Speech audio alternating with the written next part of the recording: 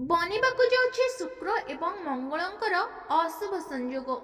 चारि गोटी राशि सतर्क रुहंतु, नचेत आपणकर आसीपारे भयंकर असुविधा।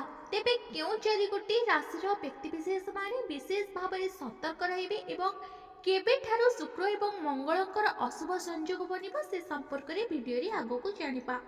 वीडियो रे आगो बढ़िबा पूर्व छोट अनुरोध, आपण माने जदि आम चैनल को नुआ आछथि तेबे चैनल को सब्सक्राइब करि पाखरे थिबा बेल आइकन को प्रेस करि दियंतु। कमेंट बॉक्स रे जय मां लक्ष्मी निश्चिंत लिखंतु। तेबे आसंतु जानिबा शुक्र एवं मंगलंकर अशुभ संयोग संपर्क रे।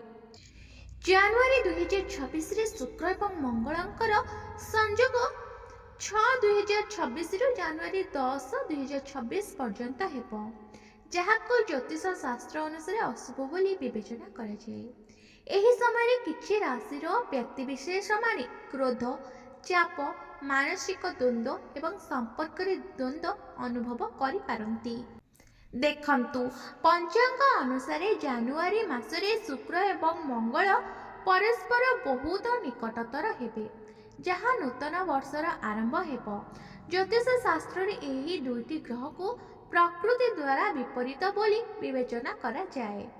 तेणु जेतेबेले सेमाने एक निकटतर हुअंती एहाकु शुक्र मंगल युद्ध बोली कहा जाए। पंचांग अनुसार एही संयोग जनवरी मास 6 तारिख सकाळ प्राय 8:19 रे आरंभ हेबो।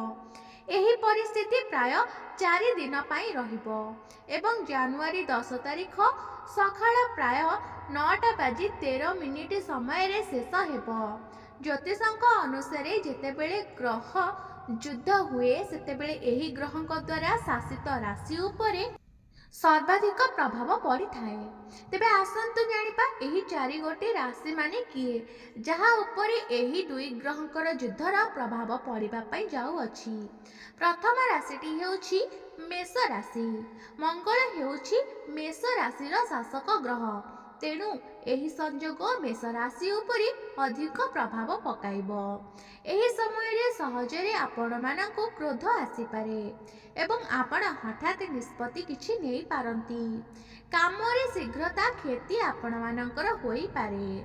संपर्क रे आपणकर द्वंद्व सृष्टि होई पारे, तेणु आपणक कथारे आपण संयमता बजाय रखिबा बहुत गुरुत्वपूर्ण अटे। आपण आपणक स्वास्थ्य को नहीं क्लांत मध्य अनुभव करि पारंती। द्वितीय राशिटी हेउछि वृष राशि। शुक्र मंगलंकर एही संयोग वृष राशिर प्रेम जीवन एवं पारिवारिक संपर्क रे उत्तेजना आनी पारे। छोट छोट कथा को नहीं मतभेद देखा दे पारे। टंका प्रति असावधानता एड़ाइबा मध्य आपण मानक पई गुरुत्वपूर्ण अटे, कारण खर्च हठात आपणकर वृद्धि पाई पारे। एही समय रे धैर्य एवं भावना उपरे आपण नियंत्रण रखिबा लाभदायक हेबो। तृतीय राशिटी हेउछि तुला राशि। शुक्र मंगलंकर एही संयोग तुला राशिर लोकंक पई मानसिक द्वंद्व सृष्टि करि पारे। संपर्क रे भूल बुझामणा आपणकर संभव, मन अस्थिर रही पारे। कार्यक्षेत्र रे युक्ति किंबा द्वंद्व को एड़ाइबा गुरुत्वपूर्ण अटे। एही समय रे संतुलन बजाय रखिबा आपणकर सबुठारु बड़ शक्ति हेबो।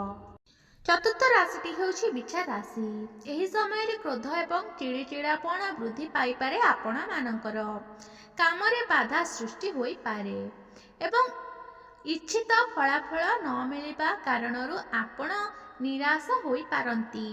वैवाहिक जीवन रे मध्य उत्तेजना सृष्टि होई पारे। एही समय रे शांत रहिबा एवं निष्पत्ति नेबा एवं निजर स्वास्थ्य जत्न नेबा गुरुत्वपूर्ण अटे।